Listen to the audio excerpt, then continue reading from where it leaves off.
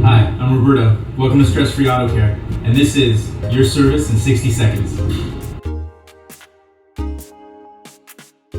Here's how you know if you need a cabin air filter replacement.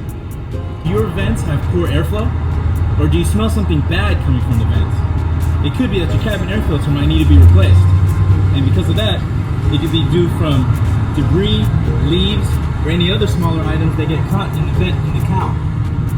Those get sucked up by the cabin air filter, and if they're there for too long, it can cause that funky smell. So how much does a cabin air filter replacement typically cost? Anywhere between $25 to $79, and on some luxury vehicles that have dual cabin air filters can range up to about $150. So how long does a cabin air filter replacement take? Anywhere between 10 minutes to 30 minutes.